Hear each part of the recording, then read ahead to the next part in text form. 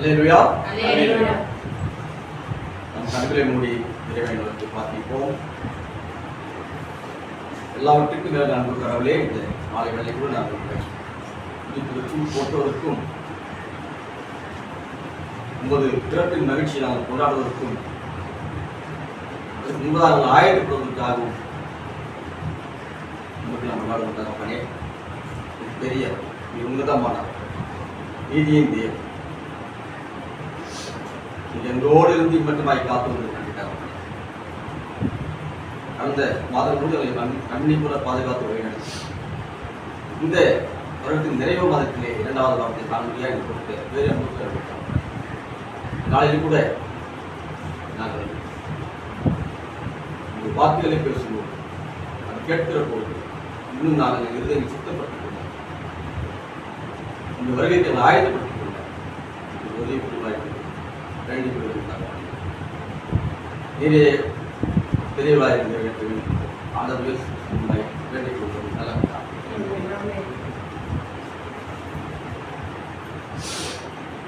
அன்புக்குரிய என் இறை மக்களே, உங்களை யாவரையும் இருமைந்தன் இயேசு கிறிஸ்துவின் மீதான நாமத்தினாலே உங்கள் அன்போடு வாழ்த்துகிறேன், வரவேற்கிறேன்.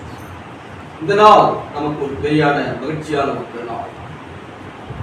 டிசம்பர் மாதம் தொடங்கிவிட்டாலே நமக்கு கிறிஸ்துமஸ் பண்டிகையினுடைய ஞாபகங்கள் வந்துவிடும்.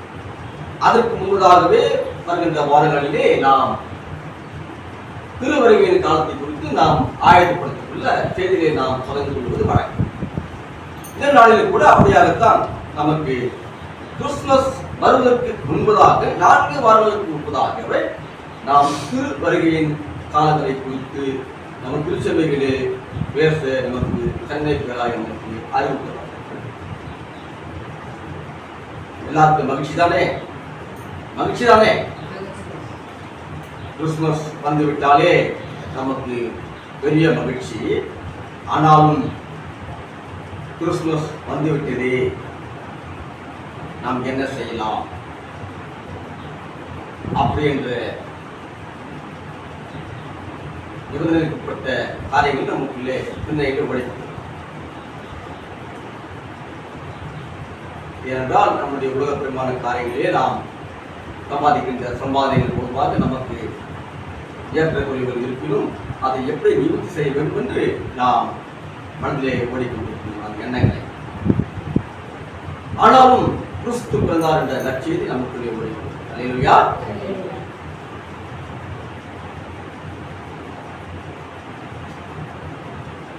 சத்தியம் நம்மை விடுதலையாகும். இறைவார்த்தை நம்மை எப்பொழுதுமே செழிப்பாகவே வளர்த்துக் கொண்டிருக்க ஒரு செய்தி. இந்த நாளுக்கு கூடிய அந்த செய்தி நாம் வாசித்து அந்த 4 பகுதிகளிலுமே இறை வார்த்தைகளை குறித்து தான் நாம் பேச அழைக்கப்பட்டிருக்கிறோம்.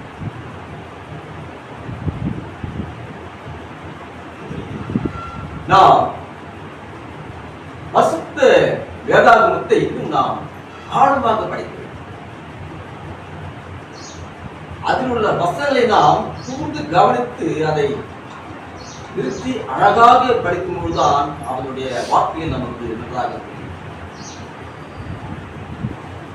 அந்த வார்த்தை நம்மிலே எவ்வாறு நம்மை ஊக்கப்படுத்துகிறது,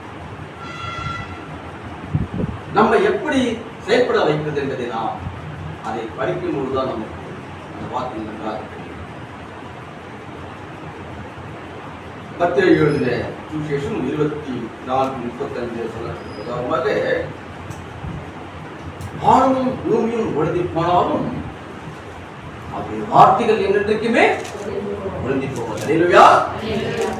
வானமும் பூமியும் ஒழுங்கி போனாலும் கூட அவருடைய வார்த்தைகள் ஒரு எழுத்தாக எப்பொழுதுமே மறந்து போவார். இன்றைக்கு புதிதாக அமெரிக்க அதிபராக இருக்கிற ஏற்றுக்கொள்ள போகிற புதிய அதிபர் டொனால்ட் ட்ரம்ப் அவர்கள் ஒரு வார்த்தையை சொல்லியிருக்கிறார். எல்லாருடைய அமெரிக்காவுடைய மக்கள் கையிலும் ஒரு பரிசுத்த வேதாகமம் இருக்க வேண்டும் என்று.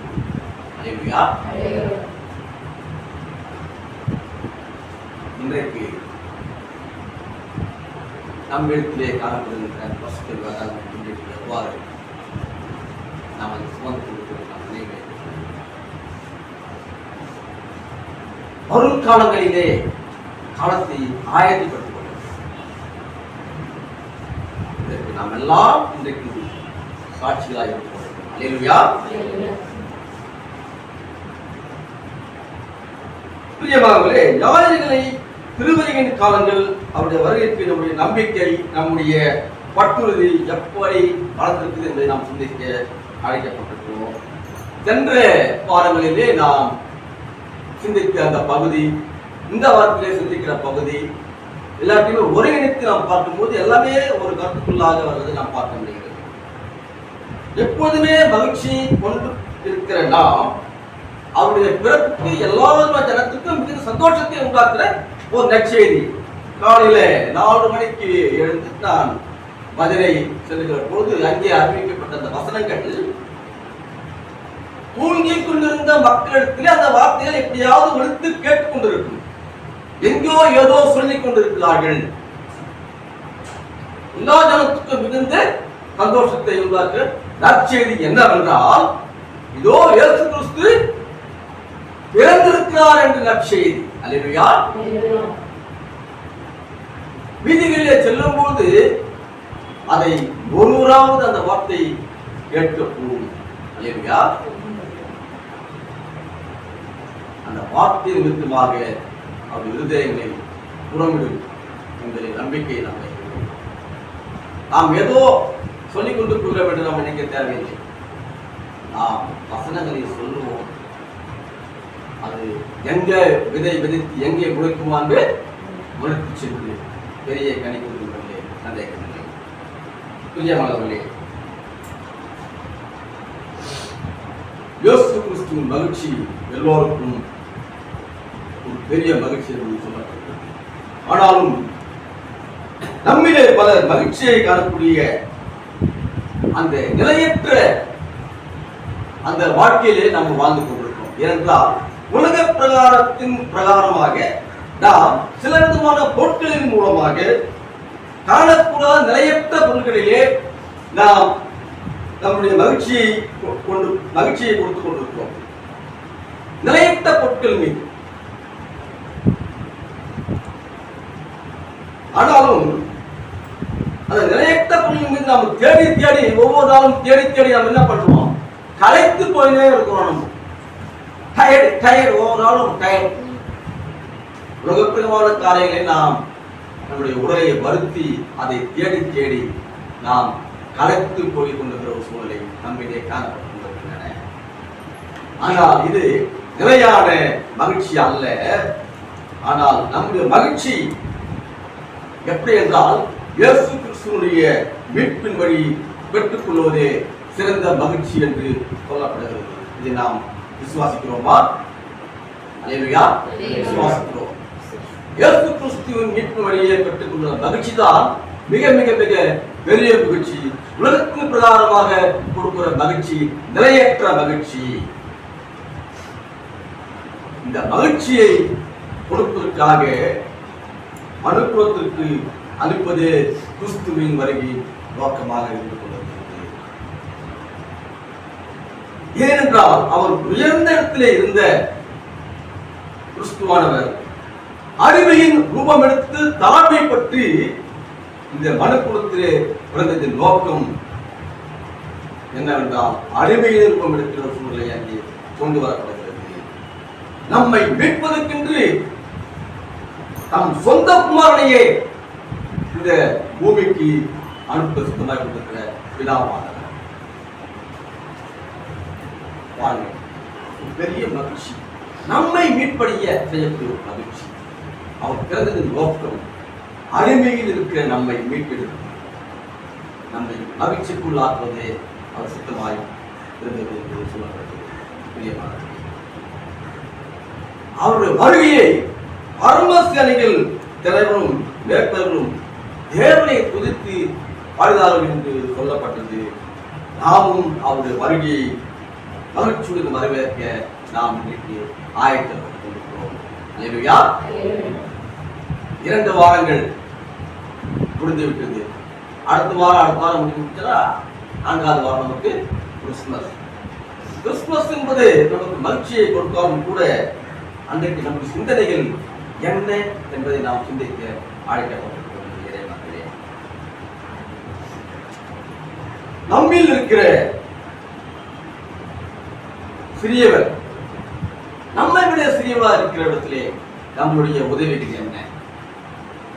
நாம் மட்டும் கிறிஸ்துமஸ் கொண்டாடி கொண்டிருக்கிறோம். நம்மை விட ஏழ்மையில் கொண்டிருக்கிறவர்களை நாம் எப்படி பார்த்திருக்கிறோம் சமுதாயத்திலே? இன்றைக்கு கிறிஸ்துமஸ் என்றாலே கிறிஸ்துவ வீட்டிலே நல்ல ஒரு சாப்பாடு இருக்கும், நல்ல ஒரு துணிமணிகள் இருக்கும், இனிப்புகள் இருக்கும். ஆனாலும் சமுதாயத்திலே ஓரம் கட்டிப்பட்டுகிற மக்களை நாம் நினைவு கொள்ள வேண்டிய நாள் அந்த நாள். அப்படிப்பட்ட நோக்கி நாம் சென்று நம்மால் முயன்ற உதவியை நாம் கொடுத்து கொண்டால் அதை விட சிறந்த மகிழ்ச்சி நம்ம கிறிஸ்துமஸ். அதுதான் பெரிய மகிழ்ச்சி கொடுத்த ஒரு கிறிஸ்துமஸ். சந்தேகம் இல்லை.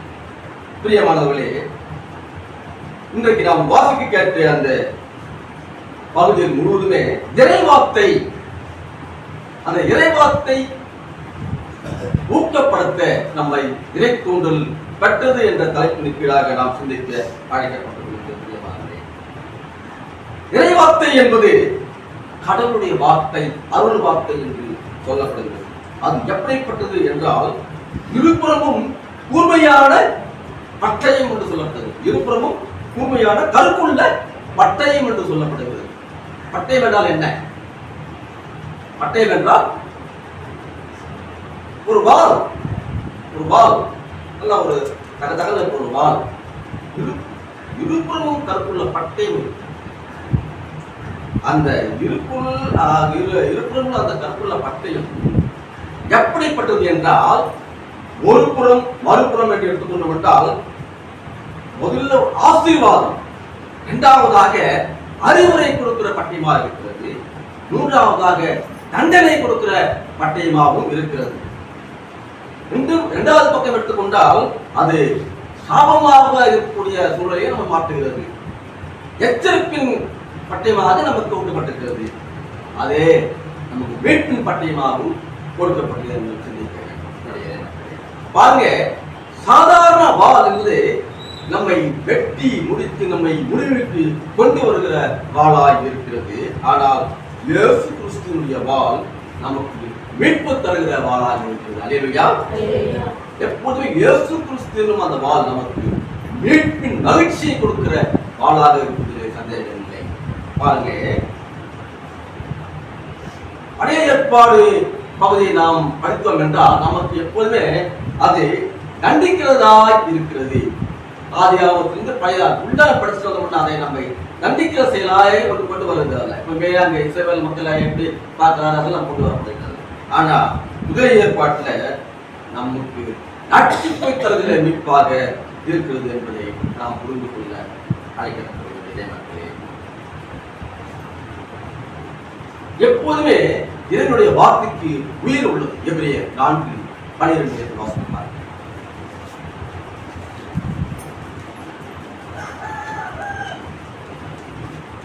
வார்த்தைக்கு உயிர் உள்ளது, ஆற்றல் உள்ளது. அந்த சிந்தனை நோக்கங்களை நாம் சீர்தூக்கி பார்க்க வேண்டும் என்று சொல்லப்பட்டிருக்கிறது. தேவனுடைய வார்த்தையானது ஜீவனும் வல்லமையும் உள்ளதாயும் இருபுறமும் கருப்புள்ள எந்த பட்டயத்திலும் கருக்கானதாயும் ஆத்மாவையும் ஆவியையும் கணுக்களையும் ஊனையும் பிரிக்கத்தக்கதாக உருவ குத்துகிறதாயும் இருதயத்தின் நினைவுகளையும் யோசனைகளையும் வகையறுக்கிறதாயும் இருக்கிறது. இப்படியாகத்தான் அந்த வார்த்தை நம்மிலே என்ன செய்து அந்த வார்த்தை உயிர் உள்ளது, ஆற்றல் உள்ளது. நம் இருதயங்களை சீர்தூக்கி பார்க்கிற வார்த்தையாக இருக்கிறது. ஒரு நாட்டிலே ஒரு யூத சிறுமி ஒருவள் தன்னுடைய ஒரு கிறிஸ்துவ கூட்டிற்கு சென்று கொண்டிருந்தார். அங்கே கிறிஸ்துவின் போதைகள் வார்த்தைகளை அங்கே பேசப்பட்டுக் கொண்டிருந்தது. கிறிஸ்துவை அறிந்திராத அந்த மகள் அந்த இறை வார்த்தைகளை கேட்டது நிமித்தமாக அங்கே ஒரு பெரிய மகிழ்ச்சி அடைந்து தன் வீட்டுக்குள்ள வந்து தன் தாய் தந்தையரும் அங்கே நான் இயேசு கிறிஸ்துவை சொந்த ரட்சகராக ஏற்றுக்கொண்டு பெரிய மகிழ்ச்சி அடைந்தேன் என்று அந்த வீட்டில் சென்றேன், நான் பெரிய மகிழ்ச்சியை கண்டேன் என்று சொல்லப்பட்டார். இங்கே அந்த குடும்பத்தில் அந்த தாய் அந்த தகப்பனுடைய குடும்பம் என்னவானது என்றால் தகப்பனுடைய முகம் அங்கே வாடி போனது என்று சொல்லப்பட்டது. அவன் கொடூரமானான், உச்சத்தின் கோபத்தின் உச்சத்திலே தன் மகளை அடிக்க துன்புறுத்தப்பட்டான். இயேசு கிறிஸ்து ஏற்றுக்குன்னு நான் பெரிய மகிழ்ச்சியை கண்டேன் ரட்சிப்பை கண்டேன் என்ற சொன்ன மகளை என்ன பண்றான் அப்படின்னா பெரிய தண்டனை கொடுக்குறான், கொடூரமாயிட்டான், அடித்து துன்புறுத்துறான், அடிச்சு ரத்தம் கலமா அடிச்சிட்டு கீழே போட்டான். இயேசு கிறிஸ்துவை ஏற்றுக்கொள்கிறார், மறுதளிக்க வேண்டும் என்று அந்த மகள் கொஞ்ச காலத்திலே நோய்வாய்ப்பட்டு பெருவியாதிக்குள்ளாகிட்டார். தன் மரண படுக்கையிலே இருந்த பொழுது தன் தாயத்திலே, அம்மா அங்க இருக்கிற ஒரு கத்திரை குறை எடுத்து வாங்க. எதற்கு மகளே? இல்ல எடுத்துட்டு வாங்க. என் தந்தையார் அடுத்த போது அந்த இருந்த அந்த துணிமைகளை எடுத்துட்டு வாங்க.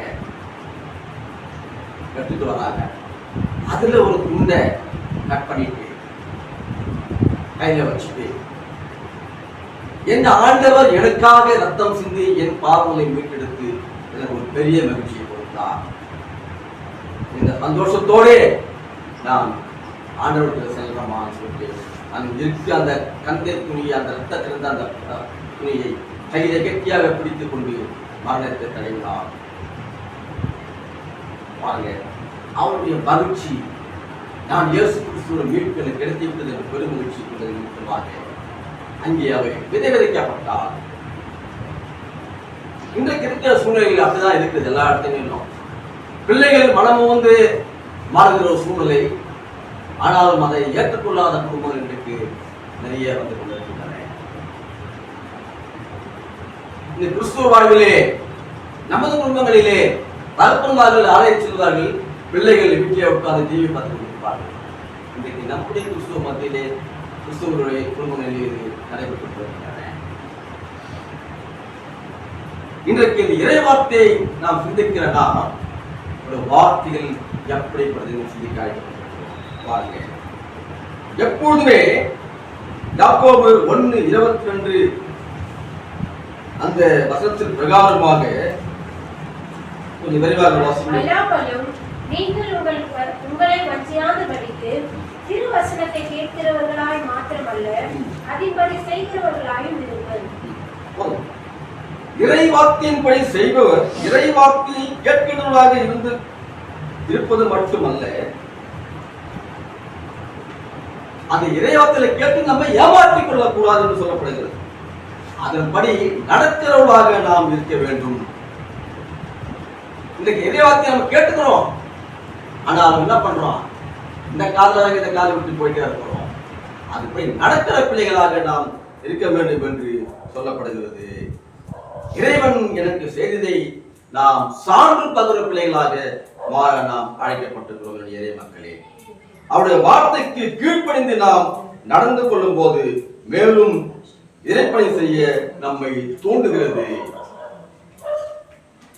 ஆம் பிரியமானவர்களே, நாம் செயலாற்ற அழைக்கப்பட்டிருக்கிறோம். உமது ஆவியார் என்னை வலுப்படுத்தும் பலப்படுத்தும்படி எப்போதுமே அந்த தூய ஆவியார் நம்மளை செயற்படுத்த நாம் எல்லாரும் அந்த மகிழ்ச்சியை கொண்டாடுகிற பிள்ளைகளாக, அவர் வார்த்தைகளை கேட்க நடக்கிற பிள்ளைகளாக நாம் வாழ அர்ப்பணிக்க வேண்டும் என்று சொல்கிறார்கள். ஆம் பிரியமானவர்களே, இந்த திருவார்த்தை உன்னிலே செய்யும் விந்தை நம்மை மறுரூபமாக்கிவிடும் தினமும் நமது சிந்தனையிலே. பாருங்க, கவிதை அழகாக சொல்லப்பட்டிருக்கிறது. அந்த திருவார்த்தை உன்னில் செய்யும் விந்தை நம்மை மறுரூபமாக்கிவிடும் தினமும் நமது சிந்தனையிலே அப்படின்னு சொல்லப்பட்டிருக்கிறது. பாருங்க, இந்த திருவசனம் என்னும் பட்டயம் நம்முடைய வாழ்வை எப்பொழுதுமே நிச்சயமாக மாற்றக்கூடிய வார்த்தைகளாக இருக்கிறது என்பதிலே சந்தேகமில்லை. பிரியமானவர்களே, இறைவார்த்தை என்பது நமக்கு ஒரு ஏணியை போன்றது. அந்த ஏணியை நாம் பயன்படுத்துவது பொறுத்து அதை நம்மை ஏற்றியும் அல்லது நம்மை கீழே இறக்கவில்லை என்பதிலே சந்தேகமில்லை. பிரியமானவர்களே, அந்த இறைவார்த்தை நம்மிலே எவ்வாறு விந்தை செய்கிறது, நம்மிலே எவ்வாறு செயல்பட்டுக் கொண்டிருக்கின்றன. இந்த 24 வருடத்திலே ஜனவரி மாதம் முதல் இந்த நாள் வரையிலே நம்மளுடைய சிந்தைகள், நம்முடைய வாழ்க்கையிலே நாம் என்ன கடவுளுக்காக நாம் உறுதிதாய் செய்து கொண்டிருக்கிறோம், நம்முடைய மாட்சிமை என்ன, நாம் உலக பிரகமான காரியங்களில் ஈடுபட்டுக் கொண்டிருக்கிறோமா, இல்லை கடவுளுடைய வார்த்தையிலே நாம் செயல்பட்டுக் கொண்டிருக்கிறோமா, இன்னைக்கு எத்தனை ஆத்மத்தை நாம் உள்ளே கொண்டு வந்திருக்கிறோம் என்பதை நாம் நினைவில் கொள்ள பிள்ளைகளாக நாம் அழைக்கப்பட்டிருக்கிறோம். பெரிய மாணவர்களே,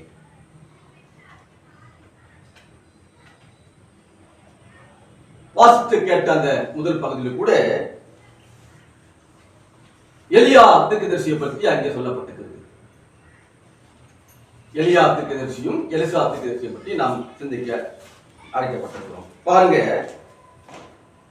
1 ராஜாக்கள் 18:36-37 சொல்லப்பட்ட பிரகாரமாக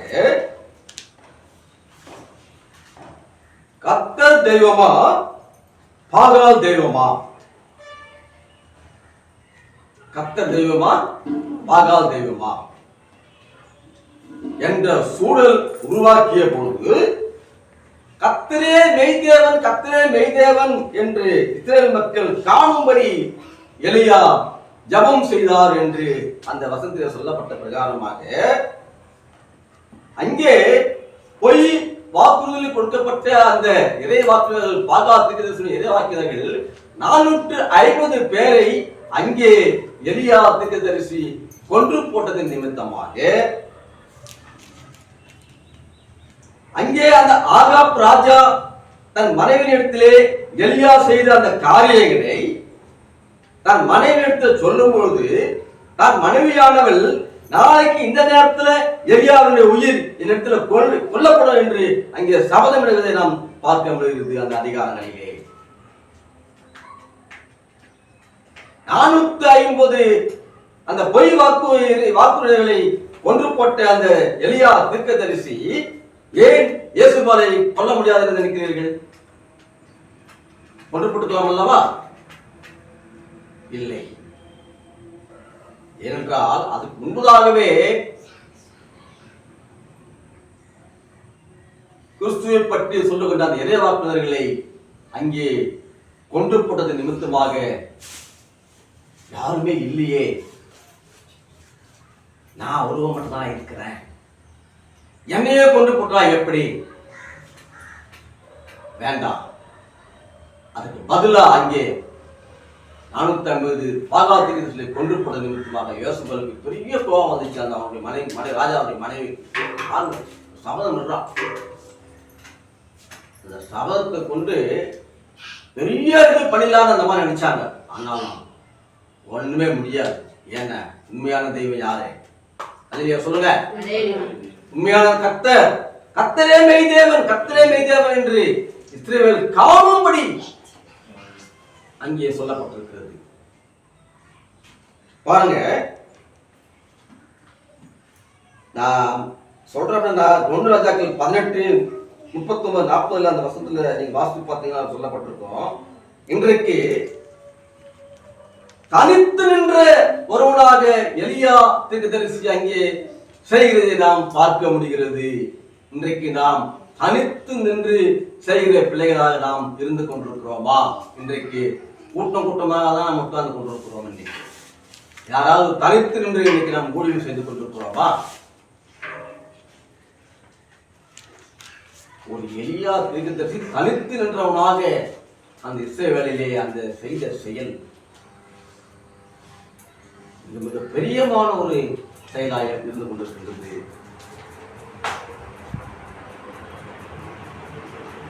ஒன்று ராஜாக்கள் 19:1-2 பிரகாரமாக கேள்விப்பட்ட அரண்மனை அந்த ராஜா ஆகாப் எலியா செய்த தன்னுடைய மனைவி யோசேப்பை தெரிவிக்கிறார். அந்த பெரியவத்தின் நிமித்தமாக அங்கே அந்த யோசுபாலுக்கு பயந்து தன் உயிரை பாதுகாத்துக் கொள்ள அங்கே தன் வனாந்தரத்தின் வழியாக எலியா புறப்பட்டு கடவுளுடைய மலையான அந்த ஓலேப் மலையை அடைய நாம் பார்க்க முடிகிறது.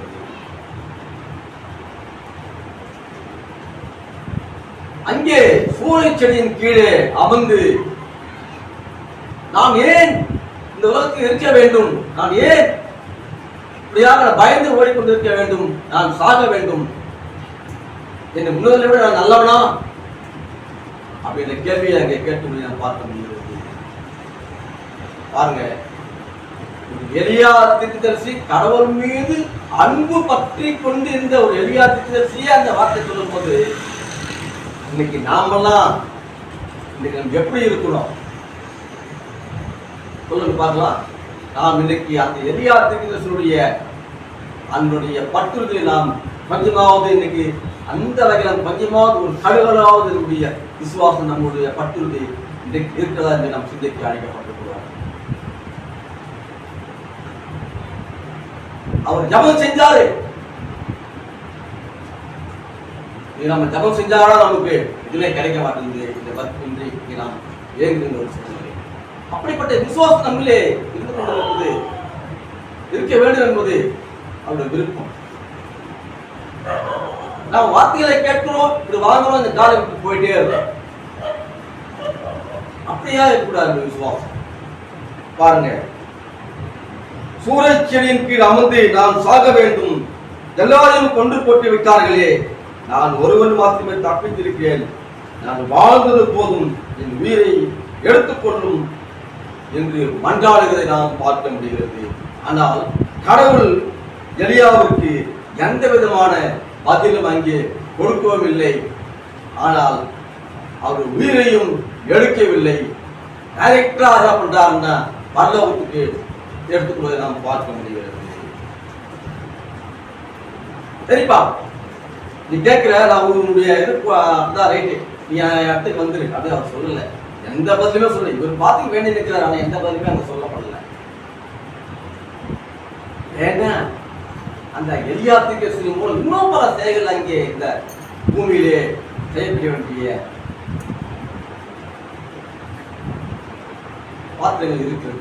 அதனால்தான் எலியா தீர்க்கதரிசி அவர் கேட்கறதுக்கெல்லாம் பதிலே கொடுக்கல, அமைதியா இருக்கிறார் ஆண்டவர். இன்னைக்கு அமைதியாக தான் இருந்திருக்கிறார். நாம எத்தனையோ கிறிஸ்துமஸ் கொண்டாடி இருக்கிறோம், ஆனா அமைதியா பார்த்து தான் இருக்கிறாரு. ஆனா வருகையின் போது நான் எப்படி இருப்பேன் சொல்ல முடியாது, நீங்க எப்படி சொல்ல முடியாது. நான் பேசிட்டு இருக்கிற நானே கீழே போயிடுவேன். அதை கேட்டு இருக்க எதிர்த்து பதிச்சு நல்ல உத்தம மனசோடு அவர் விசுவாசிகள் என்ன பண்றோம், மேல போயிடுவான், நான் கீழே போயிடுவேன். அதுக்கு நம்ம ஆயத்தப்பட வேண்டும். பிரியமானவர்களே, 1:19 சொல்லப்பட்ட பிரகாரமாக அங்கே சாப்பாத்தின் குமாரனாகிய எலிசாவை இறைவாக்குனராக அருள் பொழி செய் என்று அங்கே கட்டளையிடுவதை நாம் பார்க்க முடிகிறது. பாருங்க, அந்த எலிசா தீர்க்கதரிசி எப்படிப்பட்டவனாக இருந்திருப்பான் என்று பாருங்கள். கடவுளே அவனை அபிஷேகம் செய் என்று எலியா தீர்க்கதரிசி சொன்னது அந்த கட்டளை எப்படி பெரிதான கட்டளையா இருக்கிறது பாருங்க. அப்ப அவர் அந்த எலிசா தீர்க்கதரிசி ஒரு நீதி நேர்மையுடையவராக இருந்திருப்பார் போல.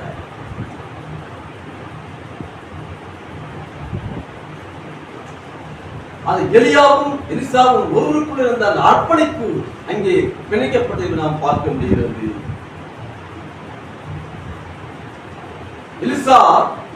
எலியா தீர்க்கதரிசி அங்கே முதலாவது எலிசா தீர்க்கதரிசி அழைக்கிற போது அது ஒரு அழைப்பின் முதல் கட்டமாக எடுத்து வைக்கப்படுகிறது. பாருங்க, அவர் சொன்ன மாற்றத்தின் பிரகாரமாக இந்த புனித மனிதரை பின்பற்றுகிறவராகவும் பணியாளராகவும் சீடராகவும் இருக்க விரும்புவதை நாம் பார்க்க முடிகிறது. இந்த எலியா தீர்க்கதரிசி எலிசாவை பார்க்கிற பொழுது அந்த எலிசா தீர்க்கதரிசி என்ன பண்றார் அப்படின்னா, அங்கே நிலத்திலே 12 ஏர்களை ஊட்டிக் கொண்டிருந்த அந்த ஏர்மாட்டை மூழ்கி கொண்டிருக்கிற ஒரு சூழ்நிலையை நாம் பார்க்க முடிகிறது.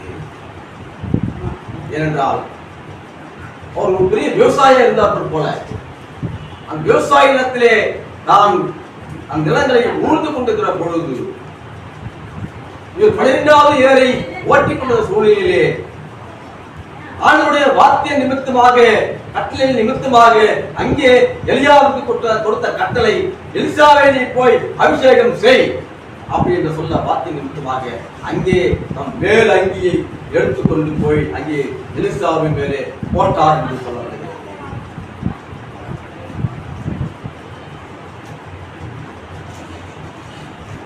அந்த மேலாடை என்பது இறைவாக்கின் சமூகத்திலே மேலாடை என்பது இறைவாக்கினருக்கான அதிகாரப்பூர்வமான ஒரு அடையாளம் என்று சொல்லப்படுகிறது. அந்த மேலாடை இன்றைக்கிட நம்முடைய ஆயர்கள் போடுகின்ற அந்த அங்கிகள் சமூகத்தில் ஒரு அந்தஸ்து ஒரு அடையாளங்கள் கொடுக்கப்படுகிறது. அந்த அடையாளம் அக்காலத்திலே எப்படிப்பட்டதா இருந்தது என்று சிந்திப்பார்கள். இன்றைக்கு அடையாளங்கள் எல்லாமே மாறி போய்விட்டது. இன்னைக்கு அபிஷேகங்கள் மாறி போய்விட்டன. எல்லாமே சொல்லிட்டு தான் நேரம் போயிட்டார். பட்டுறுதி கொண்ட அந்த எலிசாவை கடவுள் தெரிந்து கொண்டார்.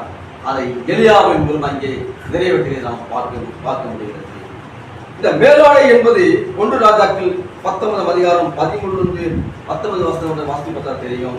2 ராஜாக்களில் 2ஆம் அதிகாரம் 8ஆம் வசனம் 13-14 வரை, சக்கரையா 13:4 எடுத்து வாசித்து பார்த்தா நமக்கு தெரியும்.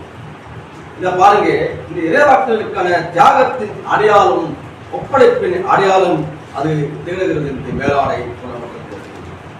ஒரு இறைவாக்கினர் தன் மேலாடையை எடுத்து ஒருவர் மீது போடுகிறார் என்றால் இறைவனுடைய பணிக்கான அதிகாரப்பூர்வமான ஒரு அர்த்தம் என்று சொல்லப்படுகிறது.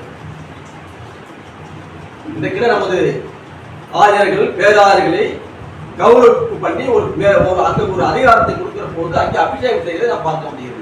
இப்படியாகத்தான் அந்த எலியா தீர்க்கதரிசி கூட அந்த எலிசாவின் மேலே தான் மேலிருந்த அந்த மேலாடையை தூக்கி அவன் மேலே போட்டான் அப்படின்னு பார்க்க முடியும். போட்டது நிமித்தமாக நான் ஏர்களை ஊற்றி ஊர்ந்து கொண்டு அந்த எலியா தீர்க்கதரிசி எலிசா தீர்க்கதரிசி உடனே எலியாவிடம் வந்து நான் பணிந்து நாம் பார்க்க முடிகிறது. என்னுடைய தாய் தந்தையை நான் பார்த்துவிட்டு முத்தமிட்டு செஞ்சுவிட்டு வந்து விடுகிறேன் என்று உடனே சொல்கிற வார்த்தையை நாம் பார்க்க முடிகிறது. பாருங்க, அவருடைய அழைப்பு பெற்றார்கள். பாருங்க, தான் சம்பாதித்த உலகப்பிரமான காலையில் சம்பாதித்து எல்லாவற்றையும் விட்டுறாரு, குடும்பத்தை விட்டாரு, வாழ்வாதாரத்தை விட்டுறாரு. அந்த எலிசா தீர்க்கதரிசி ஏற்கனவே எலியாவுடைய இறை வார்த்தைகளை அவர் கேட்டிருப்பார், அதுக்கு நடந்திருப்பார், அவருடைய கடவுளுடைய அனுகிரகம் அவ்வளவு இருந்திருக்கும், இதெல்லாம் கேட்டிருப்பாரு. அதனாலதான் எப்போ எலியா வந்து அந்த மேலாடை போட்டது நிமித்தமாகவே உடனே வந்து என்ன பண்றாரு, தன்னை பின்தொடர்ந்து வருவதை நாம் பார்க்க முடிகிறது. இங்கே நாம் அந்த பழைய சீடர்களை கர்த்தர் அழைக்கும் போது, இயேசுவானவர் அழைக்கும் போது நான் மீன் பிடிக்கும் தொழிலை விட்டு பின்னாடி வந்தார்கள் என்று சொல்லப்பட்டிருக்கிறது. அவர் எதற்கு யாருமே கேள்வி கேட்குமா நம்ம பைபிள் நம்ம போடலாம். இதுக்கு ஏன் கூப்பிடுறீங்க, நீங்க யாருன்னு யாருமே கேள்வி கேட்கல கர்த்தர். அப்படிதானே? அப்படிதானே கேள்வி கேட்டிருக்கிறா யாராவது? அமைதியா இருக்கீங்க. சீடர்களை அழைக்கும் பொழுது பேதுரு அழைக்கிறாரு, சிம்மன் எல்லாம் அழைக்கும் போது என்ன பண்றாங்க, மீன் எல்லாம் வாங்கணும் போடும்போது யாரா பின்தொடர்ந்து வந்துதான் இயேசு கிறிஸ்து வந்து வர்றாங்க. நீங்க யாருங்க, எப்படிப்பட்டவங்க யாரும் கேள்வி கேட்டாங்களா? இல்ல. அன்னைக்கு நம்ம எல்லாம் கேள்வி கேட்போம். அப்படிதானே? நம்ம எல்லாரும் கேள்வி கேட்போம். கேள்வி கேட்போமா? யாரும் புது ஆள் வந்து நீங்க யாரு கேட்போமா? கேட்க மாட்டோம். கண்டிப்பா கேட்போம். இதுதான் மனுஷனுடைய பாருங்க. அந்த எலியா தீர்க்கதரிசி மேலாடையை போட்டவனே அவர் பின்னாடி வந்துட்டாருன்னா அவர் எப்படிப்பட்டவராக இறைவாக்கினராக இருப்பார் பாருங்க.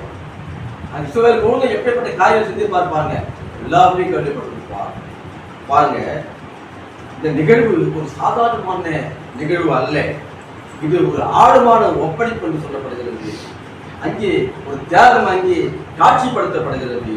பாருங்க, தன் காலையை விட்டுவிட்டு எலியாவுக்கு ஓடி வருகிறார் என்பதை என் அப்பா அம்மாவை முத்தமிட்டு வந்துவிடுகிறேன் என்று சொல்லி அங்கு சொல்லும் போது சரி திரும்பி போ அப்படி என்ற அந்த வார்த்தை அங்கே எலியா சொல்வதை பார்க்க முடிகிறது. பாருங்க, அவன் முத்தமிட்டு தன் எருதுகளின் முகத்தை எடுத்து அவற்றை எல்லாம் அடித்து அறுத்து அதை இறைச்சியாக்கி நான் அந்த ஏறுகளை உழுது அந்த முகத்திரைகளை எல்லாம் சமையல் கரைகளாக்கி எல்லா மக்களும் அதை சாப்பிட்டு விட்டு திருப்தி அடைந்த பின்பு தன்னுடைய இறைப்பணியை செய்ய அங்கே எலிசாத்துக்கு தெரிசி ஓடிவை நாம் பார்க்க முடியும். அந்த இறை வார்த்தைகள் அங்கே செயல்பட வைக்கிறது. அந்த எலியா தீர்க்கதரிசி நாம் பேச வேண்டும், நிறைய பேசுகின்றார்.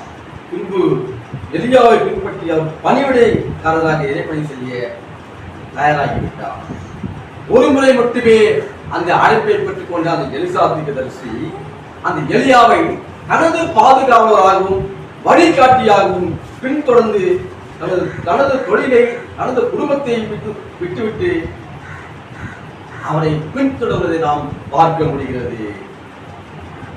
இந்த செயல் எலிசா மீது தனது மேலேங்கை அணிவது என்பது எப்படி என்றால் வரவிருக்கும் மேசியாவை குறித்து சொல்லப்பட்ட அந்த செய்தியாக சொல்லப்படுகிறது.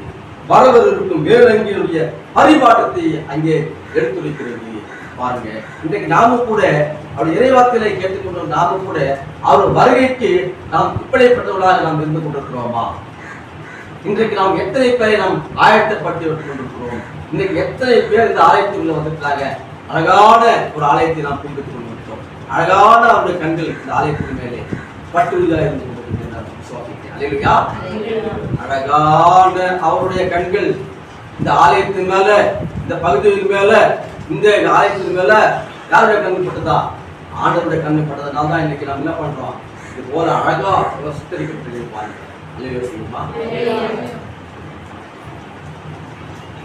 ஆண்டவர் நமக்கு கொடுத்திருக்கிறார். நம்முடைய செயல்பாடுகளுக்கு நமக்கு திராணியை கொடுத்திருக்கிறார். மகள் சொன்னது போல அவர்களுக்கு ஏற்ற காணிக்கையை கொடுத்து இந்த ஆலயத்தை புதுப்பித்து கர்த்தர் உதவி செய்து கொண்டிருக்கிறார். பெரிய உதவி. இந்த கிறிஸ்துமஸ் நமக்கு பெரிய மகிழ்ச்சி இல்லையா? கிறிஸ்துமஸ்ல இதுதான் பெரிய மகிழ்ச்சி. நம்ம ஆலயத்தை நாம் வீட்டை அழகுபடுத்திக் கொண்டிருக்கிறோம். கிறிஸ்துமஸ் கேரளாவில் ஒரு ஸ்டார் கட்டுறோம், இனிப்பு வாங்கி கொடுக்குறோம், நல்லா அழகுபடுத்திக்கலாம். ஆனா அவருக்கு கொடுக்கிற ஆலயம் நாம் அழகுபடுத்த வேண்டுமா அல்லவா? நம்மை அழகுபடுத்திக்கலாம். என்னுடைய நம்மை அழகுபடுத்தி நம்ம இந்த உலகத்துக்கு வெளியே கொடுத்திருக்கிற கடவுளாக பிரியமானவர்களே, இந்த எலிசா சொல்லிய அர்ப்பணிப்பு அந்த எலியாவின் மேல் எப்படி இருந்தது என்பதை ஒருவருக்குள்ள அங்கே பிணைப்பு ஏற்பட்டு இன்றைக்கு நாம கூட அவர்கள் வாழ்க்கையிலே கடவுளோட வார்த்தைகளோடு இணைந்து அவருடைய வார்த்தைகளை கீழ்ப்படுத்தி நடந்து நாம் சொல்வோம் என்றால் முழுவதுமாக அர்ப்பணிப்பு செய்ய நாம் அழைக்கப்பட்டது நல்லது, அழைக்கப்பட்டிருக்க வேண்டும். அந்த முழுமையான அர்ப்பணிப்பு நம்மளே காணப்பட வேண்டும். அங்கே தன் குடும்பத்தை, தன்னுடைய வாழ்வாதாரத்தை, உலகப்பிரமான காரியங்கள் வாழ்வாதாரத்தை இணை அதோட எல்லாத்தையும் உடைச்சிட்டு கடவுள் பணி செய்ய முன்னோடியாக வந்திருக்கிறார். இன்னைக்கு நாம் எத்தனை பேர் கடவுளுடைய பணி செய்ய தீர்த்துக் கொண்டிருக்கிறோம்? எத்தனை பேருக்கு பின்தங்கிக் கொண்டிருக்கிறோம் என்பதை நாம் சிந்தித்து பார்க்க அழைக்கப்பட்டு பாருங்க. சினத்துவத்துக்கான அர்ப்பணிப்புக்கு உலகின் மதிப்பிலிருந்து முற்றிலும் விலகி கடவுளுடைய பக்கம் திரும்ப முகம் நமக்கு தேவைப்பட வேண்டும். அவைகளுக்கு பின்னால் உலகம், எனக்கு முன்னால் சிலுவை என்ற நம்பிக்கையோடு நம்மை முழுவதாக அர்ப்பணை செய்ய வேண்டும். இப்போது பாருங்க, எனக்கு பின்னால் உலகம் எப்போதுமே இருக்க வேண்டும். எனக்கு முன்னால் எது இருக்க வேண்டும் என்றால் இந்த சிலுவை இருக்க வேண்டும் என்று சொல்லப்பட்டிருக்கிறது. இன்றைக்கு நாம் எதை நாம் முன்வைத்துக் கொண்டிருக்கிறோம்? உலகமா இந்த சிலுவையா? இதை நம்மை நாமே அர்ப்பணம் செய்ய அழைக்கப்பட்டிருக்கிறோம். அந்த எலியா தீர்க்கதரிசி எப்படி எலிசாவை முழு அர்ப்பணமானோடு ஏற்றுக்கொண்டாரோ, முழு அர்ப்பணை போல எலிசா தீர்க்கதரிசி கடவுள் இறைப்பணி செய்ய அங்கே எப்படி அங்கே அந்த அவருடைய சீடராக இறைப்பணியராக அங்கே எப்படி வந்தாரோ அது பிரகாரமாக நாமும் கூட இறைப்பணி செய்ய கடவுளுக்கு முன்னோக்கி உள்ள பிள்ளைகளாக அந்த வார்த்தைகளை கேட்டு நம் இருதயங்களை இன்னும் சுத்திகரித்துக் கொண்டு இறைப்பணி செய்ய நாம் அழைக்கப்பட்டிருக்கிறோம். இறைமக்களே, இரண்டாவதாக பரிசுத்த அந்த வெளிப்பட்டுள்ள சுவிசேஷத்திலே 10ஆம் அதிகாரம் 1-11 வாசித்து கேட்டோம். இந்த பகுதி எப்போதுமே கடைசியாக கொடுக்கப்பட்டிருக்கிற பகுதி. இந்த வெளிப்படுத்தலுடைய பகுதி என்பது யாருமே நம்ம சரியா நம்ம என்ன பண்ணுவோம், படிக்க மாட்டோம். அப்படிதானே? எத்தனை பதில என்ன பண்றோம், டெய்லி வேதம் படிக்கிறோம், டெய்லி ஒரு அதிகாரத்தை படிச்சுட்டு வந்துருக்கோம். என்னன்னா நாளும் அப்பப்போ கையில் பார்க்க என்ன பண்ணுவாங்க, எப்பவுமே தரப்போம். ஒரு வருஷம் வருதா பார்த்துட்டு போயிட்டே இருக்கும். அப்படிதானே?